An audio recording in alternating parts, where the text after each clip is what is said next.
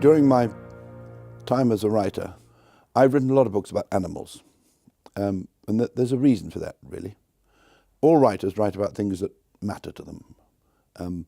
Or when I grew up, I remember I had a dog called Prin, and a very sad thing happened. This dog took to running off, and my parents, after a while, decided we couldn't keep the dog anymore. And so I do remember this dog being in the back of someone else's car and being driven off. And I remember being very sad about that. I also had a tragedy with a goldfish. I won this goldfish in a village fair.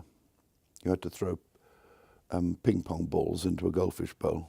And if you got one, you got a goldfish. I took it home. And I loved this. It's the only animal we had in the house. It's called Swimsy, very original name. And I fed Swimsy. I think I fed Swimsy probably too much, because one day we came along and Swimsy was swimming upside down, which the fish don't do. And anyway, Swimsy was dead.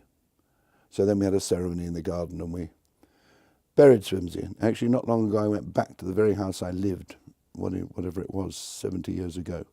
And we went to the spot where I remember we buried Swimsy. So animals have always been there, but a feeling of sadness, of missing them, I think, really. And then when I grew up, my wife Claire and I started a project called Farms for City Children, which has been going now for 40 years. And so kids from towns and cities all over the country come with their teachers to live and work on this farm.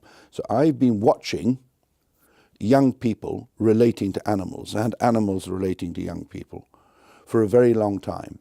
I've had an insight, if you like, into how we are with animals, our nervousness, our wish to be trusted and to love them.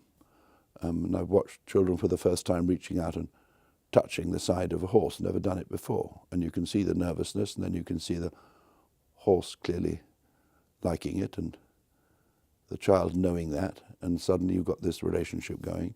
And I watched many children putting their hands underneath a hen to pick up an egg, and the nervousness of the hen when the hen begins to sort of peck you, get away from my egg, get away from my egg.